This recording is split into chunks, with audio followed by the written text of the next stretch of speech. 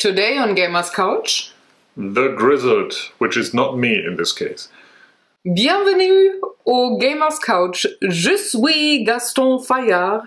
Il est Charles Solier, and we're in World War I. The French folks fighting, sitting in the trenches. No, he's Daniel. I'm Sarah. We're playing Charles Solier and Gaston Fayard. I had an elongated feeping sound at the beginning of this intro. Oh, thanks. Me speaking French. You zoning out. Great. Wonderful. Welcome to the couch, folks. I thought I'd,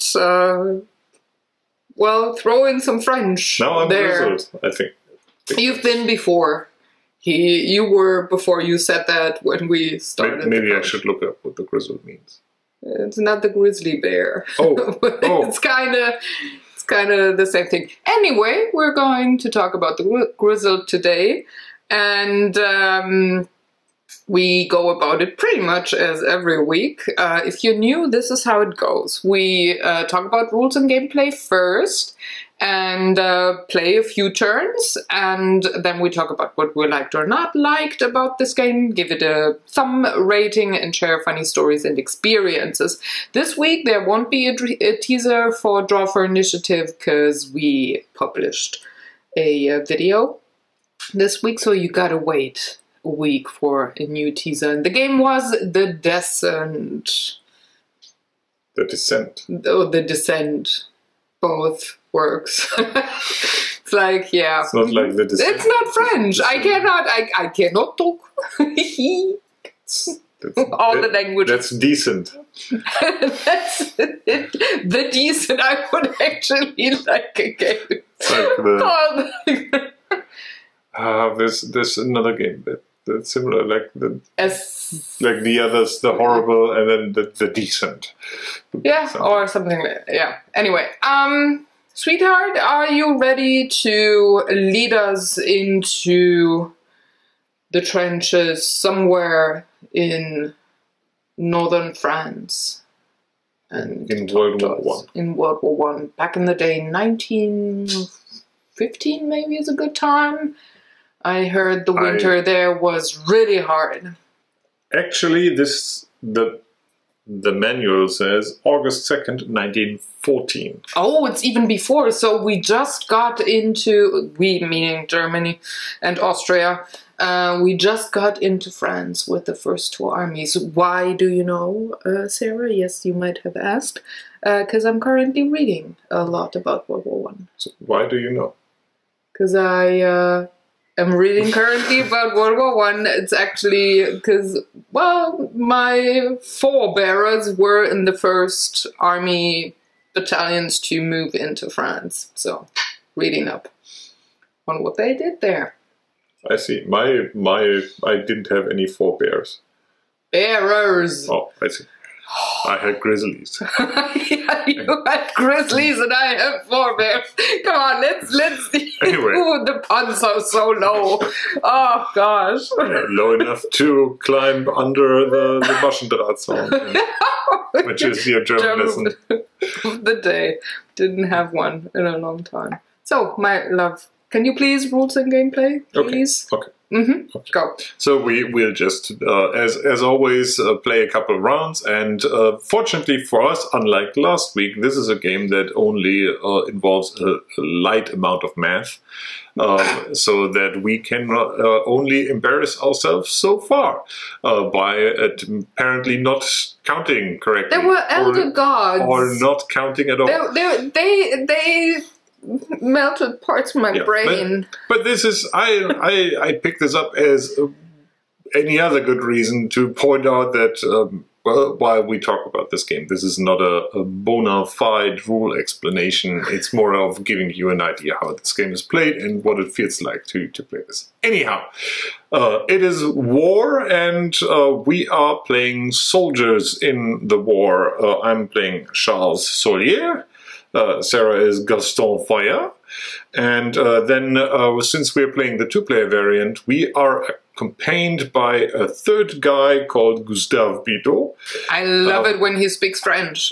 And Gustave will only be lightly involved with what we are doing. It's mostly what we are doing. Anyway. Smoking weed. I mean, looks like. Anyway, sorry, didn't want to interrupt you. Poor guy. Nah, never mind. Anyhow, so this game is a cooperative game where you have to work your way through, let's say, a pile of dangers in order to survive the war. On our board, you see there are actually two piles. This is a pile of trials. This is the one we have to get through.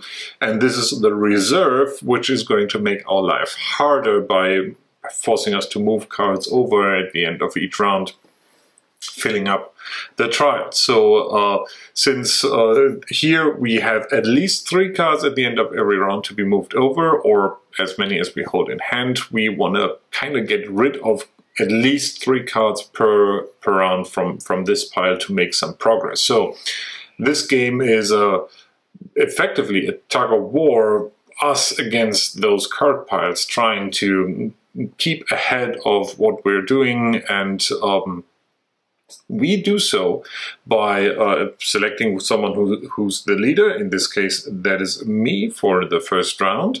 And the leader decides how many of those trials cards we will draw and distribute among us, and then try to get rid of it. Now, the first round says that you have to deal at least 3 cards.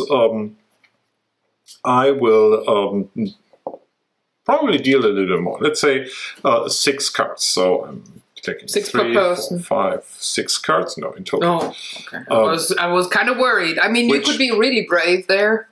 Which then means that these get distributed among the 2 of us. As I said, the third guy in the 2-player game is just there as support, so to speak.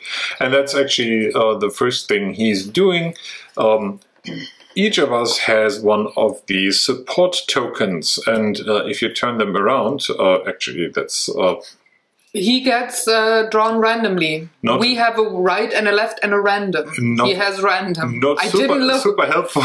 Right. I didn't look. I really set it up with random. Anyway, so these can be left or right, and if you're playing with more than, I think, 2 players... More than 3. With more than 3, there's even some there that say is 2 to the left, or something like that.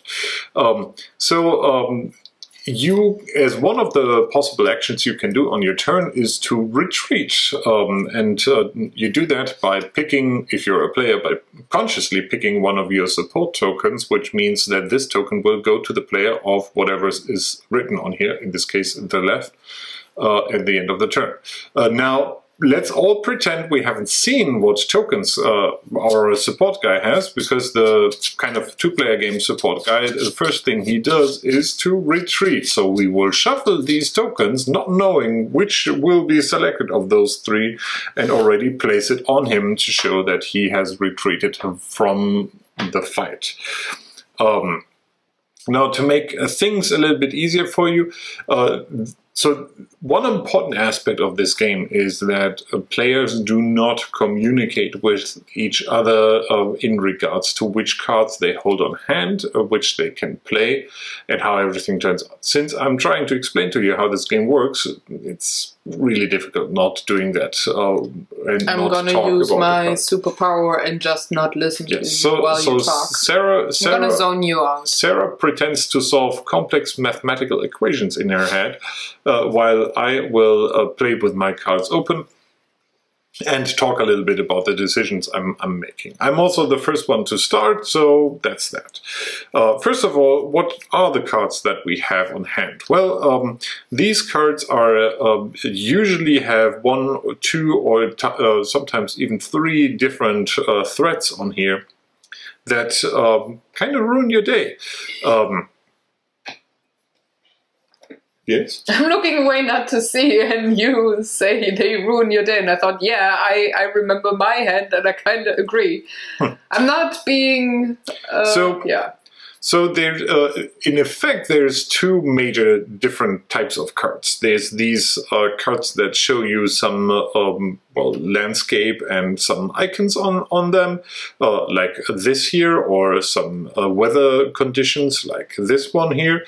And then there's these cards with a little flash on top. These are usually either traumas or what's the other one called? Not trauma, it is a word with P. It was phobia. Phobias, yes. So obviously I have a phobia on hand, as Sarah now knows, because I had trouble remembering that word.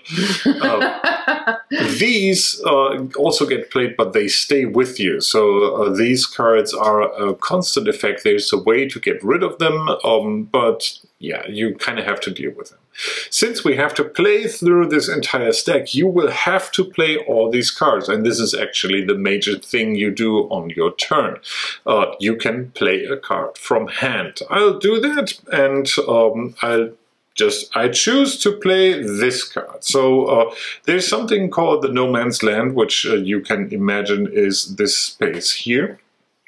And all the cards we play from our hand, with the exception of the traumas and phobias, will go into the no man's land. Traumas and phobias just stay in front of you and count towards you as long as you are in the game, which is important. I'll get to that in a later stage when we talk about retreating again.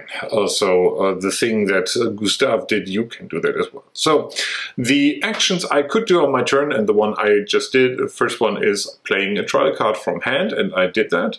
Another action I could do on my turn is to retreat, which effectively is the same. I would take a look at what kind of these support tokens I have, and then select one, put it on here in secret, and be no longer in the active round. I still keep my cards on hand, but any trauma that is in front of me or phobia is not affecting the game anymore. So, for example, this card would add another of these types to the game. Why is that important? Well, if you ever have 3 of the same type of threat in No Man's Land, you lose the round.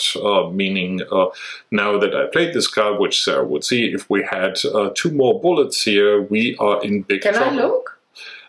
Or if there's 2 more rain cards here, we also would be in big trouble. Other actions you can do is you can flip your Grizzled card, and every Grizzled has a special ability here with a good luck charm and a type of card, and if you flip your card, you can remove 1 card of that type from the center row, and it just has to have that type on it here. So actually, if we would have a problem with bullets, I could use my special ability to get rid of this card, to get rid of the bullet, even though my card here, my special ability says get rid of rain. Sarah's, for example, has get rid of a bullet. The third thing we can do is use, was it third? No, it's actually the fourth. The fourth and last thing you can do as an action is use a speech token, which are these tokens over here. You earn them by having this leader thing move to another player, and as a reward, so to speak, you get 1 of those speech tokens. Speech tokens can also be used or discarded, and then you name 1 of the threats that are in the game, and every player gets to discard 1 card that has that threat on it. It can be just 1 of these regular cards or a trauma phobia card, as long as the threat is on it. So that was my turn. Long talk, but I think you got it. And now can I look? Sarah's Are turn. your other cards covered? I think so. Good. All right. Oh, wonderful. Now, as I said, this is a game that kind of tries to simulate the stress on the battlefield, so that well, we are not allowed to talk to each other and still try to solve the problem ahead of us.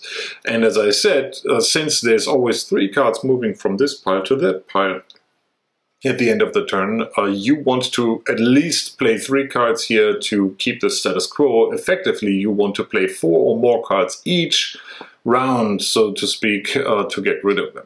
So what is a round? What is a turn?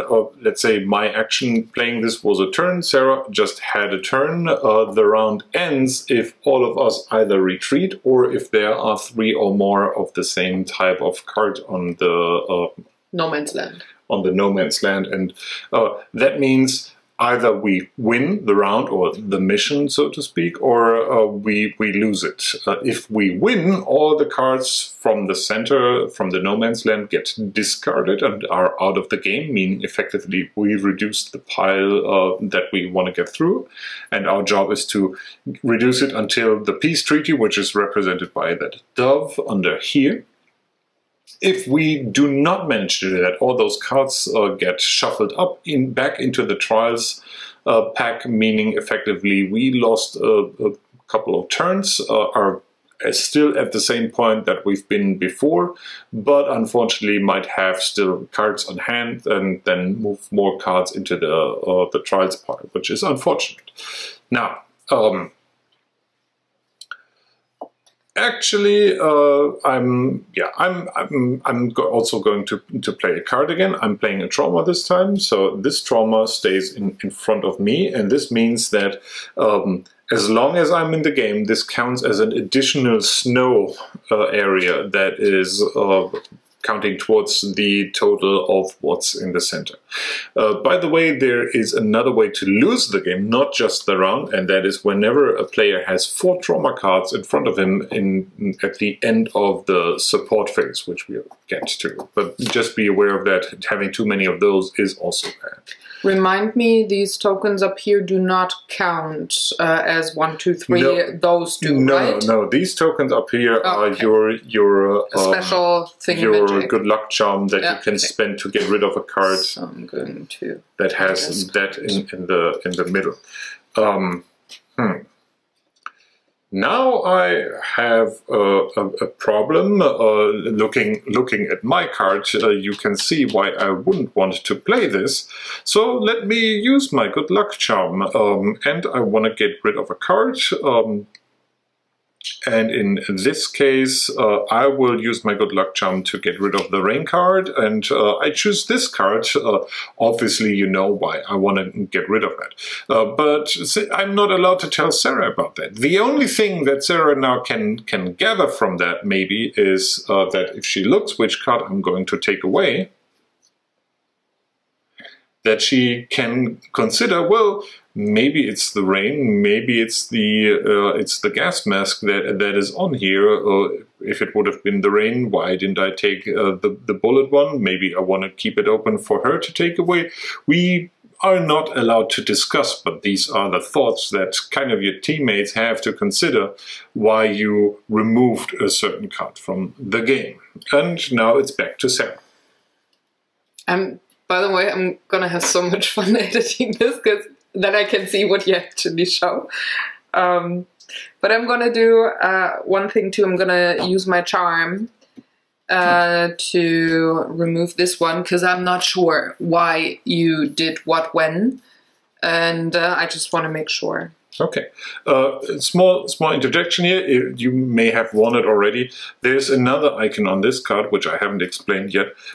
So there's a more difficult advanced mode that whenever these cards here come out, you have to draw another card from the pile and immediately play it, which makes it quite difficult from time to time. If you remember, we had at some point 2 cards with the same icon here that could easily lead to a 3rd card coming out unexpectedly, making us lose the entire thing. So now it's my turn again, and I get to play my last card, and by now Sarah knows why I took the other card, because that would prevent us from doing something. I have to retreat. Okay. Now, this is actually not too bad. We got rid of a lot of cards in this turn, and now I'm also done. I don't have any cards on hand anymore, so I get to pick whatever player I want to support. So I'm looking at my support tokens, and obviously this also happens in secret. and I think since both of us spent their good luck charms, it would work for either of us getting the majority. So I'm playing this, putting it on my character to indicate that I have retreated from the game. Now we go into the support phase, where all players reveal the tokens, and you just place the token where you put it. So this way around, this ends up with Sarah. And then you can check who has the majority among us. By the way, ties are really unfortunate because ties don't help you at all. So I have the majority, meaning I now get either to reactivate my good luck charm or get to remove up to 2 traumas from me. That's actually a really tough question. I think I'll wait with the trauma removal until I have another trauma, and will just use this to recharge my good luck charm. By the way, the support tokens stay with me, so I can spend them next time. Mine too? Mine stays with me? Yes, meaning that if you always give the support to a single player, you all are hurting each other, because then you starve yourself from these tokens. By the way, since Gustav is neutral in this case, he just gets to keep tokens we shift to him, and then those are added to the pool of tokens. We can draw one randomly at the start of the turn. Then we get to add trial cards. It's the amount of cards we still have on hand, which would be... Is the normal clean? Yeah, sorry, we have to clean this up. Then we add cards to the stack. Hang on. And that would be the amount of cards all the players have on hand. In our case, we just have 1, but there's a minimum of 3 cards, so we get to add 3 cards to this stack. Change the mission leader, and that means that since I am the old mission leader, I get 1 of these speech tokens I can spend to get rid of a typical type of card. And then we are back in the preparation. So we successfully concluded this mission, which was good for us. We removed some of the total amount of cards that are on here. And now Sarah, as the mission leader, decides how many cards we will have to deal with this turn. And I have to start with me putting it down, right? Yes, I'm pretty sure. So 5 doesn't make any sense. I get way more than you. We could, we can actually now, since it's not the first turn, even go down to 1 card. But always keep in mind that you will have to add at least 3 cards at the end of each mission. Let's so go with... want to have actually at least 3 or at least 4 if you want to make progress, and then be able to... Oh, come on, let's be brave. Let's go with 6.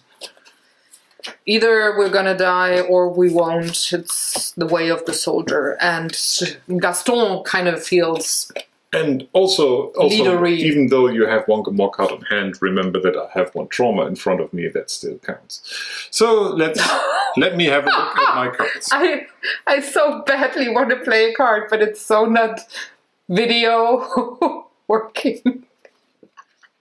It's Sarah's turn since she starts, so she gets to play a card, and then I will ponder upon my cards.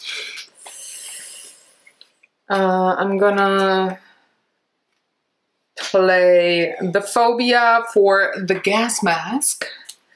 So I don't like those suckers. Rubber in my face is not a good thing, though. That is unfortunate. Mm-hmm.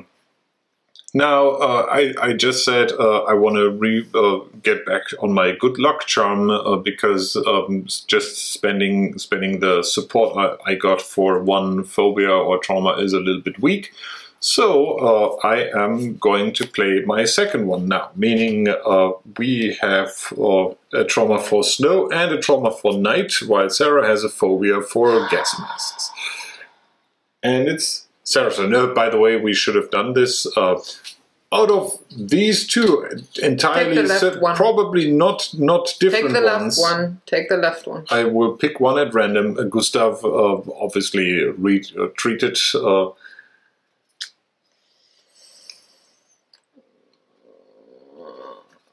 This is what agony looks like. Okay, I have to. You already see how that works out in War. So, with my trauma, we are now severely limited in playing other snow cards.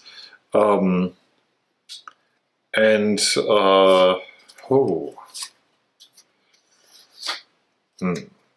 could give a speech and try to get rid of another card. But I'm not super sure if that helps. I think I'm just gonna risk it and play a card, which brings us up to 2 bullets and 1 Trillerpfeife, which also is called whistle, which is a Trillerpfeife. Actually, there's whistle would just be Pfeife. Trillerpfeife is specifically this type of Pfeife.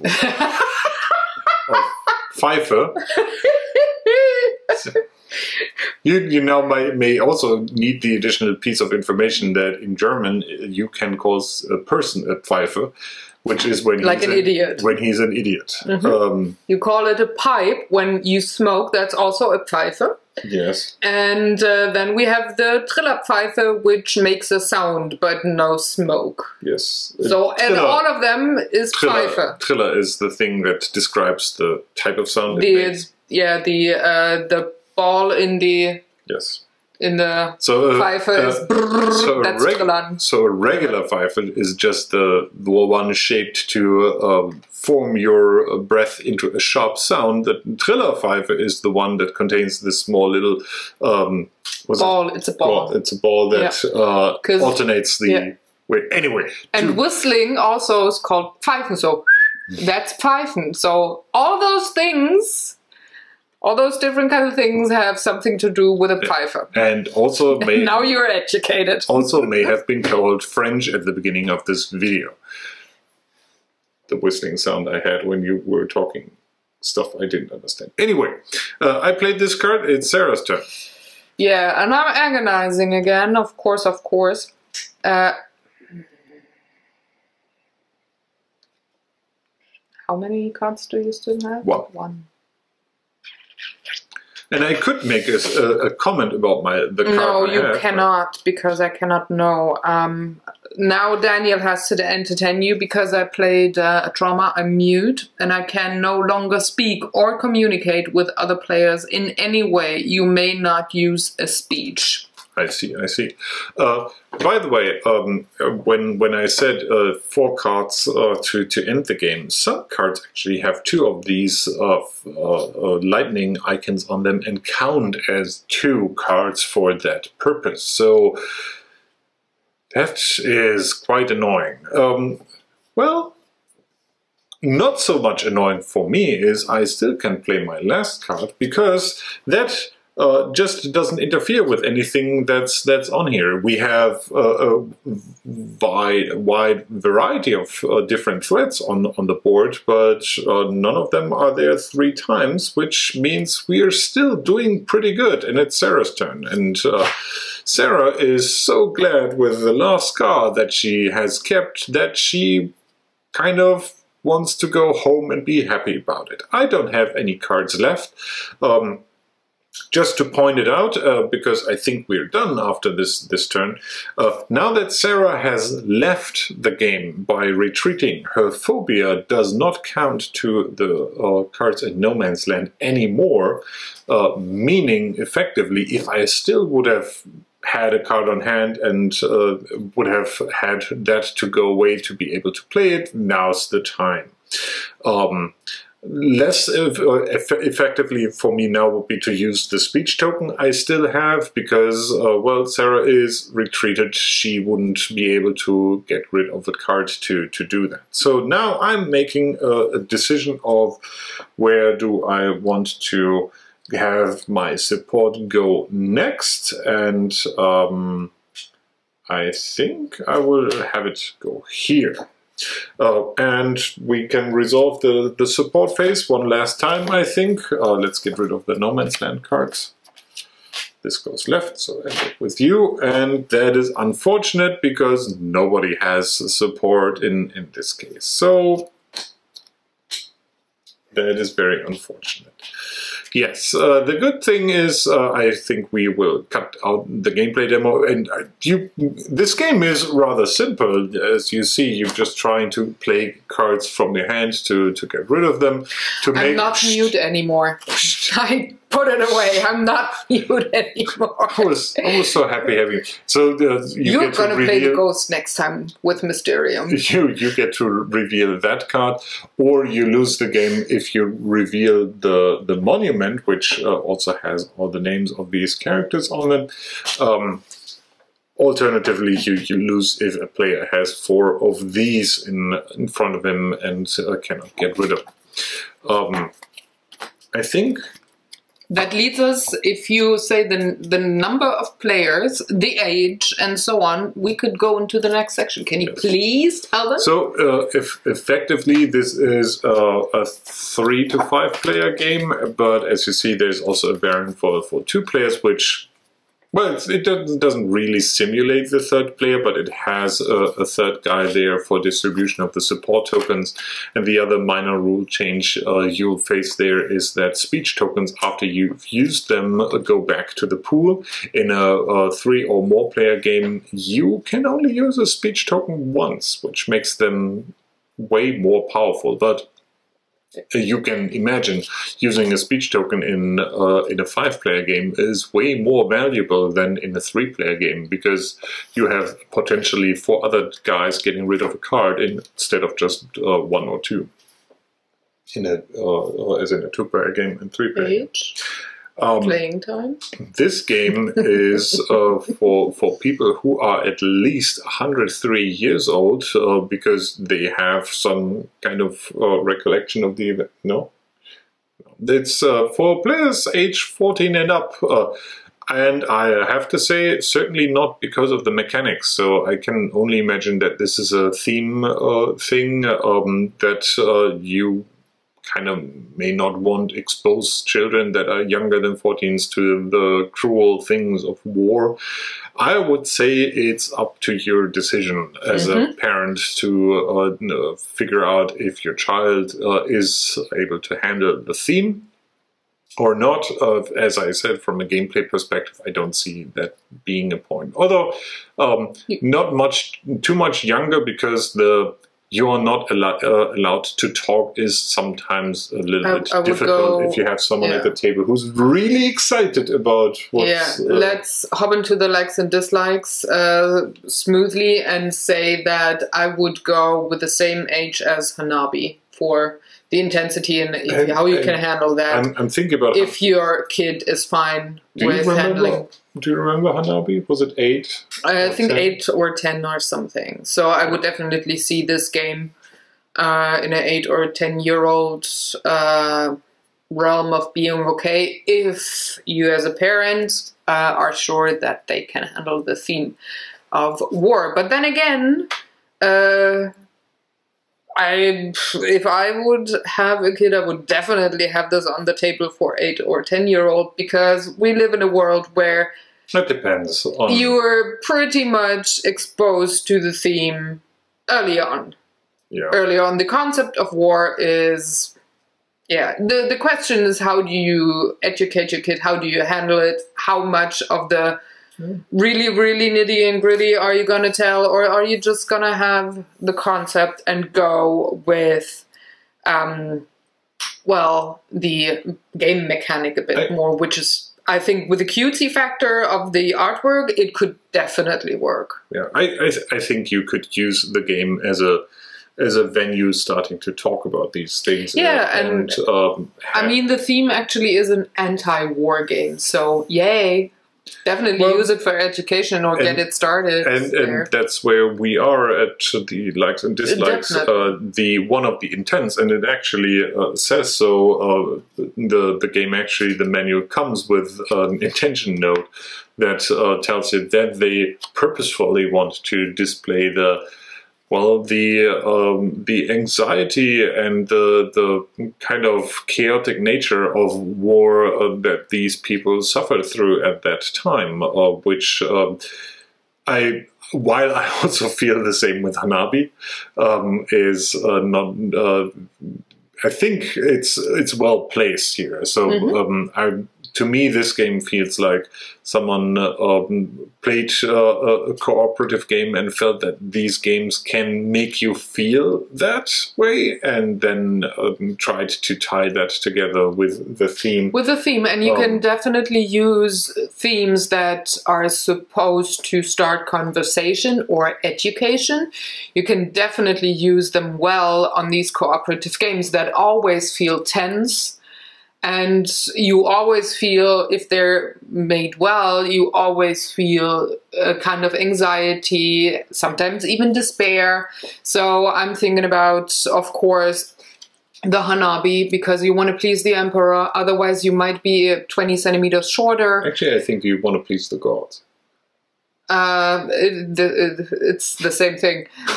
Sorry.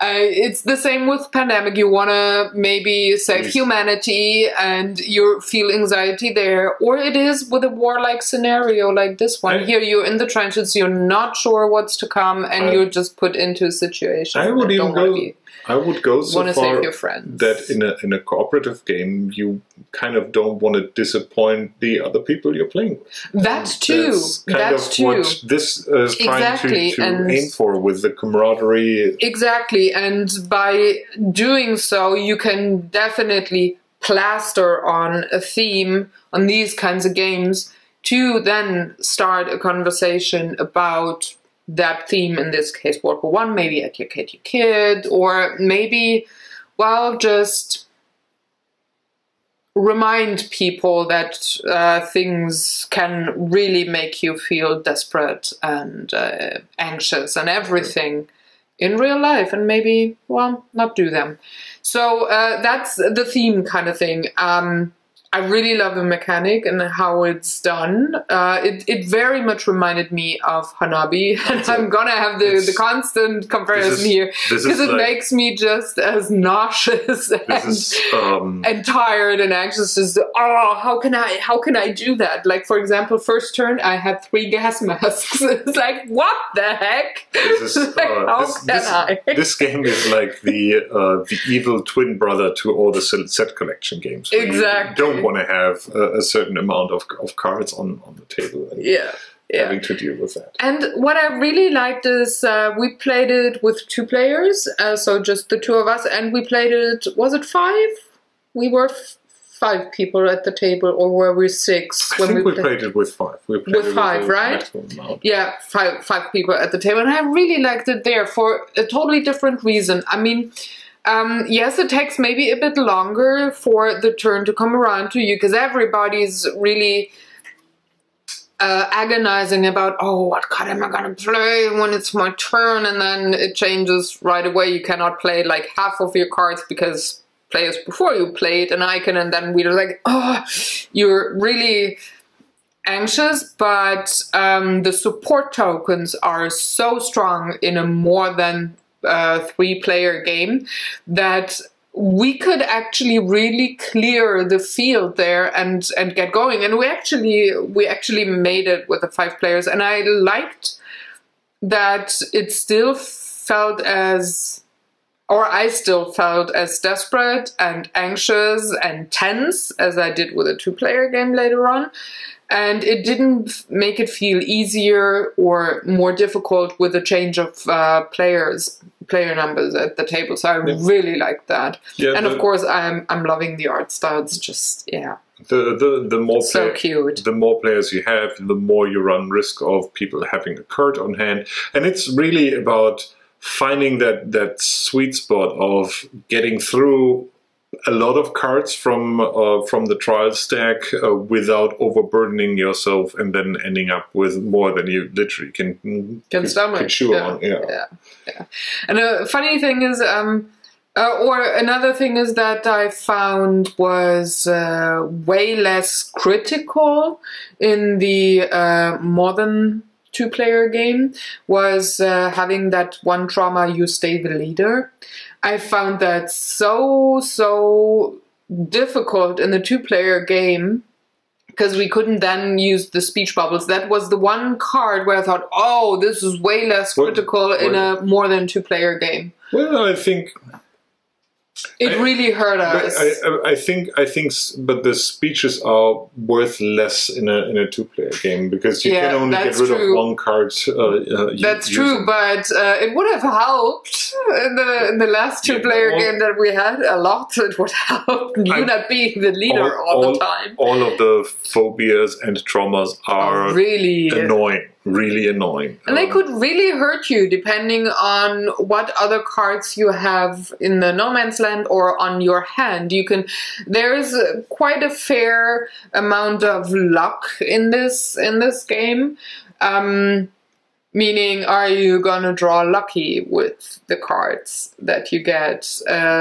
Do they maybe really screw you over turn one? Or don't they? So, yeah, it's always just on the edge and tense. Yeah, in this game, I think. And I just to point it out again, I also really like the artwork of this. Really nice. I again forgot the name of the pretty much at the same time this came out. I think shortly before this came out, there was an indie game I think released by or published by Ubisoft that also tackles World War I and has also a similar art style that also looks beautiful, and this is in the same vein. So I really like that. One thing, you have the longer arm. Can you hold the backside? They are young, and the same ones, they're old. The soldiers. That's just really a nice little thing in the game, and I really like that they used real people that did fight in World War I. So it's real people, which makes it quite nice, you know. I hold up cards here, and since our camera is a little bit slow today, the camera is fine. Just my screen is kind of slow. I'm not entirely sure how long that'll take until you get a sharp version. I just want to hold up a couple of those cards to give you an idea what these look like if you weren't able to see them. The quality of the cards is really nice as well. They're sturdy. They're kind of slick too. It's the worst card of them all. Yeah, that's the monster card. You don't want to draw that. But then again, it's really cool if you draw if you have a speech token, because since this has everything on it. So these are all the 6 threats you face. So these 3 icons and these 3 landscapes that are in there. And this is what I mentioned earlier, where you have a trauma/phobia card that has multiple of these flashes on top of them. Oh, and the camera woke up again. Actually, that's the screen. The screen woke up. Because to take a little bit away from the magic of YouTube videos to you, while I'm looking at you, I'm actually looking at a camera, but we have below the camera the screen to see if we actually are in frame when we show things to you. Actually, I use this to try to figure out if I'm making an intelligent face looking into the camera. Which is kind of difficult all the time. More than not. I mean, if you follow me on Facebook, you see pretty much every other Thursday I'm posting a frame from Draw for Initiative when I edit the intros, and Tina and I are just as bad with the facial expressions as him and I are. So I'm not publishing those for funny captions to you. But when I edit, let me tell you, every Saturday is fun when editing all the wonderful facial expressions that we do. So yeah, let's quickly have a rating of the thumb and then hop into the last section. Rating of the thumb or rating of the game with the thumb? second, but thumb rating is not a word in French. They actually compose their words the other way around. So the rating de la thumb, de thumb.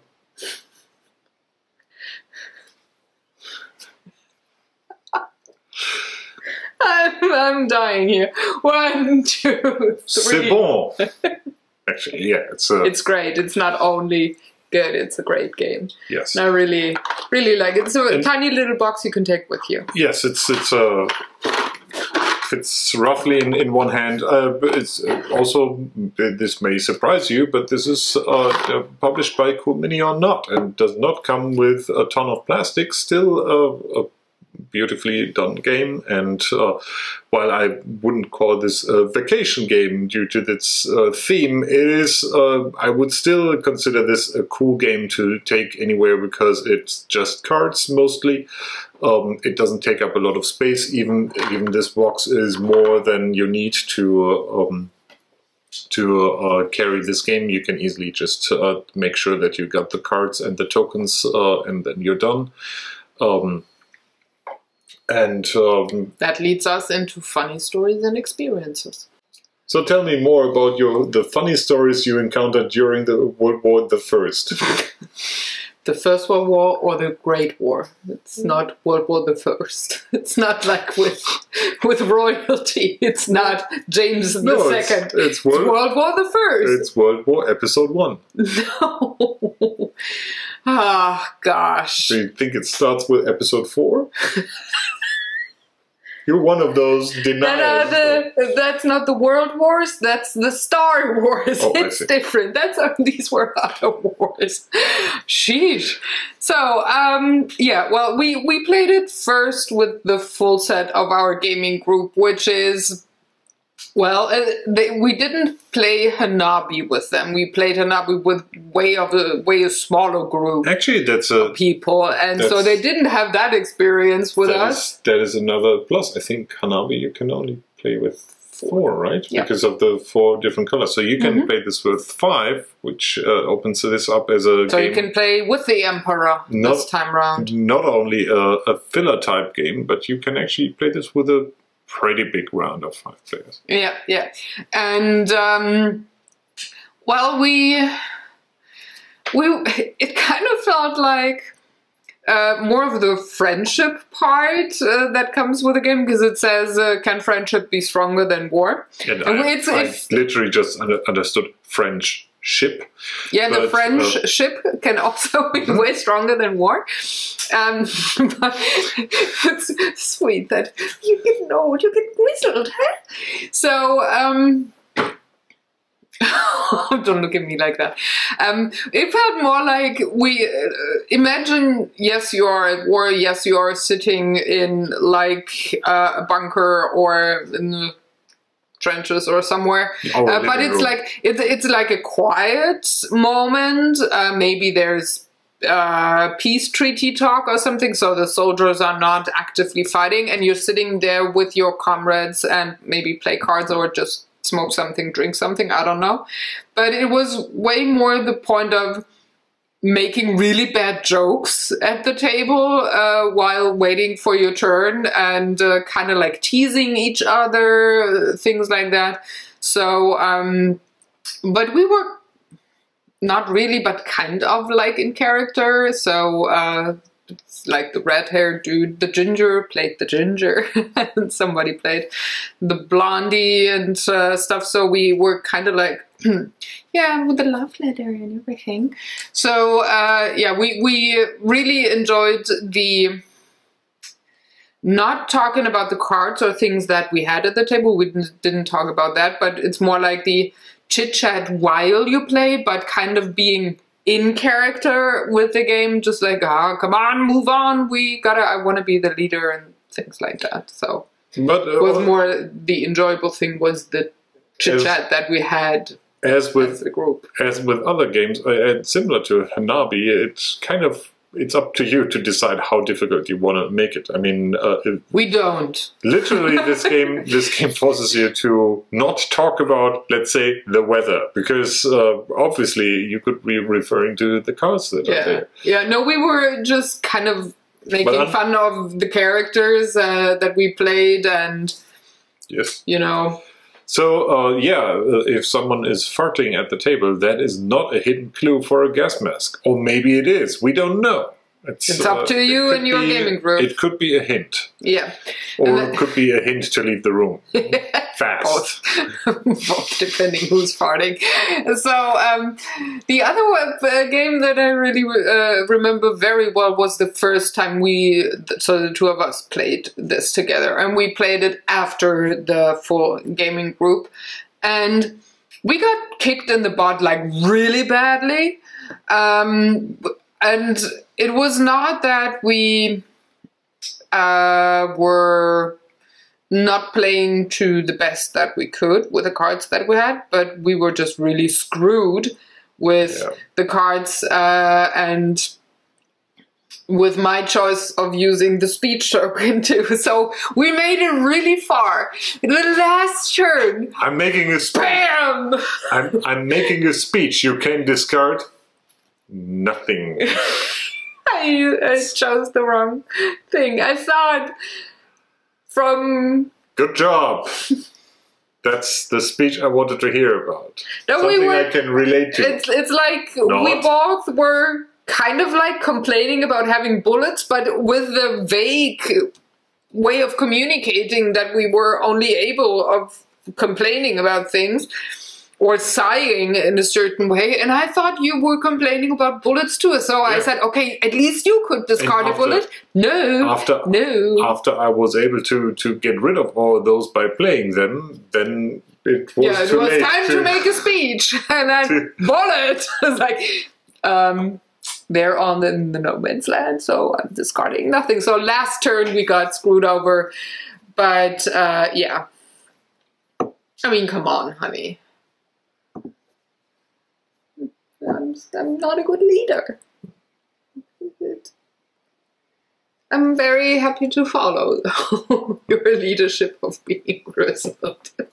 So yeah, that's pretty much the main two stories that I remember. Do you remember any? No, it's too long ago. Oh, yeah. Well, 100 years, it's quite some time, right? Yeah. Time to start the weekend. Stop the video? Pretty much. So, folks, that's been that. We hope you enjoyed watching this video. Maybe you like the game, want to check it out. I definitely say that's a good thing. Trying to make very vague guesses at something that will be on Draw for Initiative will continue next week. Yes. Because it happened last week. And it was decent. Decent. Was a decent guess. Because we're going to descend into the dungeon. What do you mean? I cannot do that. No, you're too old. Not sitting. And yes, and the knee, and I see. Yeah, it's the grizzly knee. No, I was actually thinking about the... Muskelkater that you have in your shins. What's Muskelkater? I don't. Really Muscle pain. I don't. No. I thought I shouldn't ask you to do the descending. The duck walk. Anyway, you don't have to listen to this. It's for your own health benefit of leaving now. Yeah, only if you're with us in the supermarket in like half an hour or something, then of course you got to listen to it or flee. That's fine too. Anyway, good thing for you to leave now. Better thing to come back next week. Yeah, when we talk about a game. Another game. That game. No, that game we already talked about. The other one. Exactly. The other game. Yeah, we're going to talk about the other game. This is such a bad day. Like, share, subscribe, as per usual. Have fun. Happy Sunday. That's a new low quality for the puns. It's so distracted.